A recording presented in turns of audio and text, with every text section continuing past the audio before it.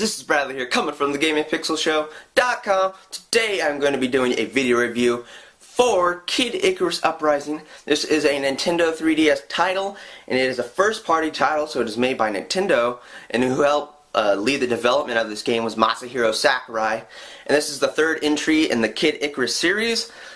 25 years ago, the original Kid Icarus game came out on the NES, and then there was a Game Boy title for Kid Icarus called Kid Icarus of Myth and Monsters.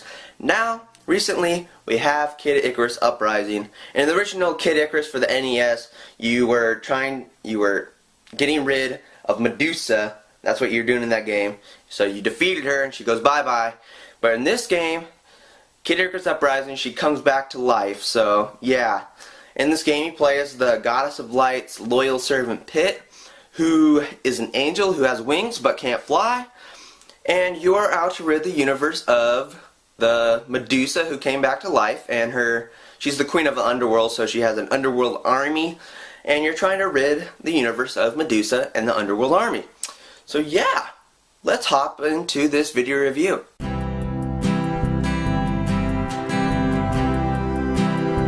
So gameplay-wise, this game has multiple levels, and the levels are actually chapters. And in the chapters, the game is usually set up into 3 parts.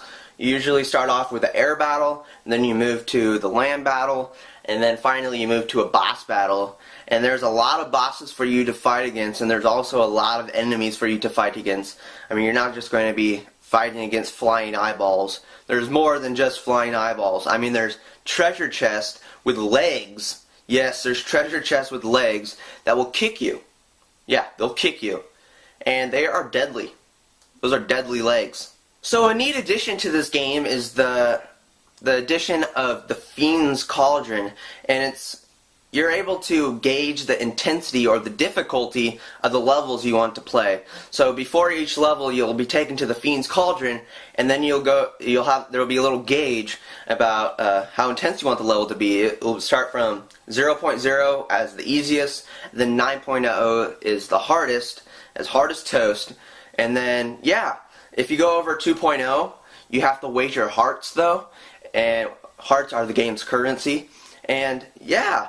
It's like a risk and reward type of thing, because if you die and you've wagered those hearts, like if you're at 9.0 and you wagered a lot more hearts, well, you lose those hearts that you wagered. But the thing is, if you have the intensity higher, you get more hearts while you're fighting, and also you get better weapon drops that are stronger. And also, in the levels, there's these little intensity gates with numbers on them telling you can only go past a certain area if you have that intensity at a certain level. Which is a nice incentive to go back and play that level at that intensity so you can go behind the gate, and then there'll be like a little treasure chest or something with little weapon inside of it, with a strong weapon maybe, if it's, I don't know, but yeah. Also, this game awards you for exploration, like in Super Mario 3D Land, where you go off the main path when you're on land battle. If you go off the main path, maybe you'll find like a treasure chest or something, or a power, something like that. So yeah, it awards you for exploration like in Super Mario 3D Land. And yeah.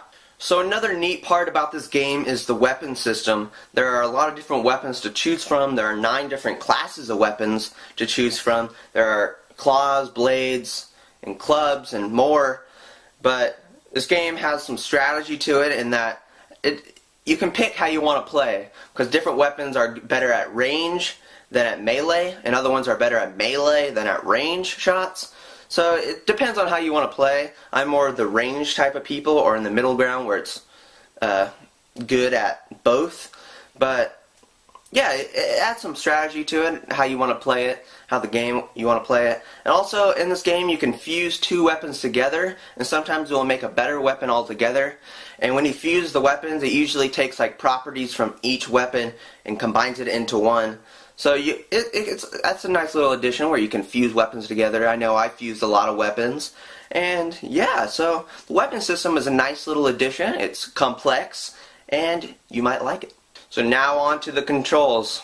Yeah, I'm going to be talking about the controls of Kid Icarus. Yes.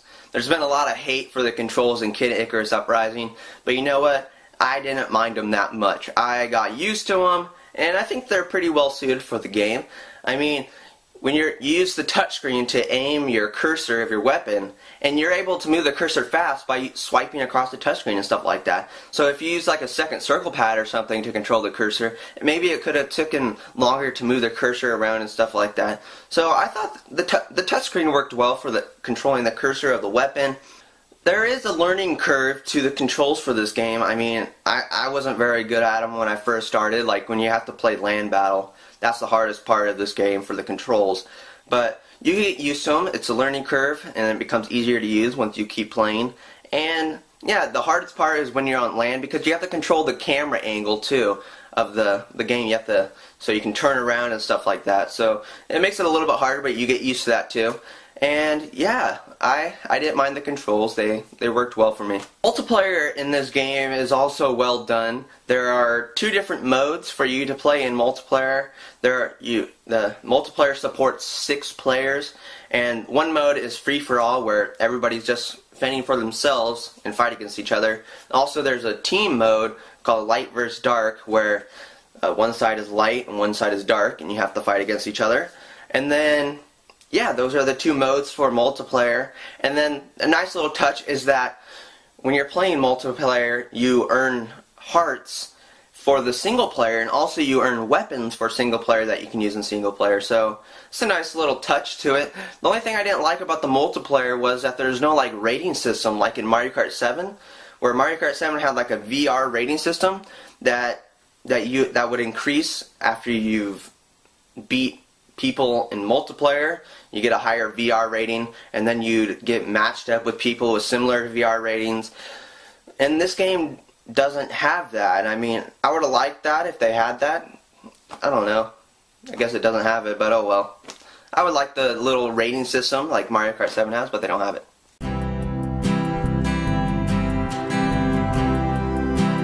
Kid Icarus Uprising has one of the best visuals on the Nintendo 3DS yet. I mean, the thing that most stood out to me was the air battle scenery. You'll be flying around, you'll be like flying through lush green hills with shimmering bodies of water, and also like mountains and lava, different stuff. So yeah, the air battles scenery most stood out to me. Also, what also stood out to me was that the light would shimmer off surfaces like rocks, and I thought that was a nice little touch. It looked nice. And also, you like fly over a war going on below you with humans. It looks nice too. And yeah, this game has some of the best visuals so far on the Nintendo 3DS, and it looks good.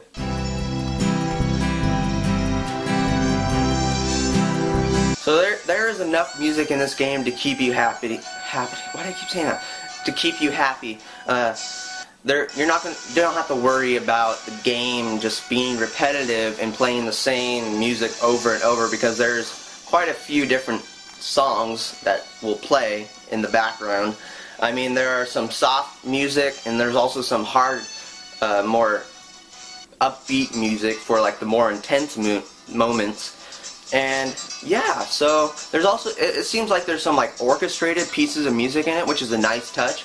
And so yeah, you don't have to worry about the music in Kid Icarus, because it is well done.